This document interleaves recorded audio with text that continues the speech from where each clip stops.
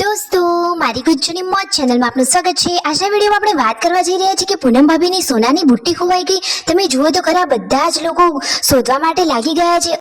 જુઓ દોસ્તો, સવારમાં જ ઠાકોર ફેમિલીમાં તો ભાગમદોડ મચી ગઈ દોસ્તો। અને સંજયભાઈને ગયા હતા ગાંધીનગર, તો તેઓ રિટર્ન ઘરે આવ્યા કે નહીં? અને આજે તો રાકેશભાઈને અને તેમના પપ્પા બંને વચ્ચે ગાડીને લઈને કોઈ બબાલ થઈ, એટલે કે શું ગાડીના લીધે તેમના પપ્પા તેમને બોલ્યા? દોસ્તો, તો બુટ્ટી જડી કે નહીં? ફાઇનલી કેવડી બુટ્ટી હતી અને એ તો સંજયભાઈએ એમને ગિફ્ટમાં આપેલી હતી। તો દોસ્તો ફાઇનલી બુટ્ટી જડી કે નહીં, બધી જ માહિતી મળશે તમને મારા આ વિડીયોમાં।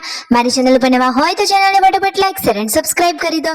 Full video in life of Thakor channel દોસ્તો, ફૂલ વિડીયોની લિંક ડિસ્ક્રિપ્શનમાં મૂકેલી છે, ત્યાં જઈ તમે આખો વિડીયો વોચ કરી શકો છો। આવી ટૂંકી ટચુકડી લાઈવ લેટેસ્ટ ટ્રેન્ડિંગ માહિતી મેળવવા માટે કરી દો મારી ચેનલને ફટાફટ સબસ્ક્રાઇબ।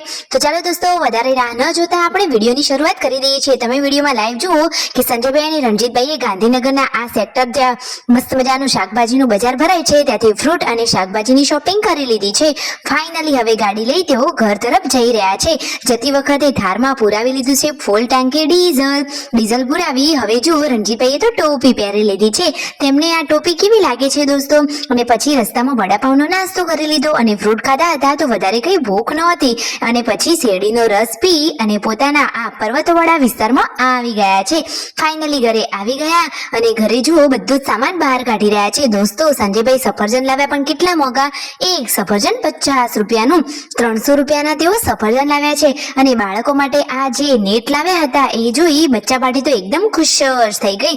અને દોસ્તો જુઓ, અને ઘરે આવ્યા તો જુઓ પૂનમ ભાભી પણ સંજયભાઈને જોઈને ખુશ થયા અને બંને જણા સરસ મજાની વાતોચીતો કરી રહ્યા છે અને કહે છે કે તમે ત્યાં લચ્છી પીધી હતી, તો અમે પણ અહીંયા કેરીનો રસ અને શ્રીખંડ લાવીને ખાધો। આ રીતે થોડીક હસી મજાક સાથેની નોક-ઝોક કરી રહ્યા છે। આ તો એકદમ ક્યુટ કપલ છે। અને જુઓ, ઘરે આવી સંજયભાઈ થોડુંક જમી લીધું। એ કહે છે ગમે એટલું બહાર ખાઓ, પરંતુ ઘરના જેવી મજા તો ક્યાંય જ નહીં। ઘરના દેશી રોટલા ખાવાની મજા તો કંઈક અલગ જ હોય। અને જુઓ, ફાઇનલી રાકેશભાઈ અને તેમના પપ્પા વચ્ચે આ ગાડીને લઈને થોડીક નોક-ઝોક થઈ રહી છે। તેમના પપ્પા કહે છે કે લઈ જાઓ ગાડી। રાકેશભાઈ કહે છે કે તમે ખાલી બોલો છો, પરંતુ ગાડી ચલાવવા તો આપતા જ નથી।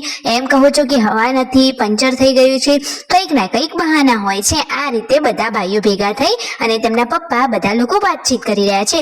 આજે તો તેમના મમ્મીને હોસ્પિટલે લઈ ગયા દોસ્તો। રણજીતભાઈના મમ્મીને હોસ્પિટલ લઈ શિલ્પા ભાભી સાથે કેમ ગયા અને તેમને શું થયું છે? તો થોડાક ટાઈમથી જુઓ તેમના મમ્મીને દાંતમાં દુખાવો થતો હતો। સખત દુખાવાને કારણે તેઓ સરખું ખાવાનું પણ નહોતા ખાઈ શકતા। એટલા માટે આજે શિલ્પા ભાભી, તેમના સાસુ અને રણજીતભાઈ થાર ગાડી લઈ જઈ રહ્યા છે હોસ્પિટલે। તો દોસ્તો, એમના મમ્મીને ક્યારનો દુખાવો થતો હતો, પરંતુ તેઓ તો એમનામ જ ગોળીઓ ગળી અને રાહત મેળવતા હતા। પરંતુ આજે તો ફાઇનલી ડિસિઝન લઈ જ લીધું છે કે દવાખાને જવું જ છે। અને દવાખાને જતી વખતે આ શું થયું તમને ખબર છે?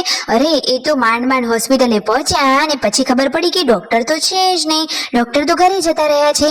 પછી શું કરવાનું? પછી તો ત્યાં જે આ નર્સ હતા એમની દાંતના આ દુખાવો મટી જાય એની ગોળીઓ આપી। ફાઇનલી અહીંયાથી પણ એમને તો ગોળીઓ જ લેવી પડી। અને જુઓ, એમને દાંતમાં દુખાવો થાય છે છતાં એમને ચોકોબાર ખાવાની ઈચ્છા થઈ છે।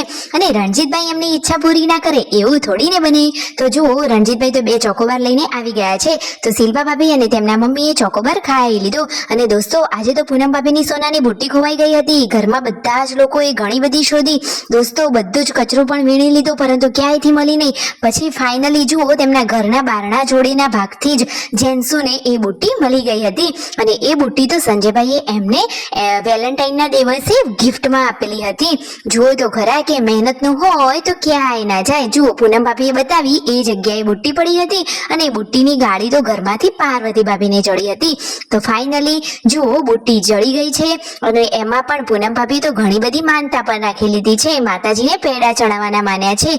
જુઓ તો ખરા, તેમના મમ્મી કહે છે કે આખા ઘરમાં સવારે તો ભાગમદોડ મચી ગઈ હતી। અરે દોસ્તો, સોનાની મોંઘવારીમાં ભાગમદોડ તો થઈ જ જાય ને। ફાઇનલી બુટ્ટી મળી ગઈ એટલે શાંતિ। તો સબસ્ક્રાઇબ।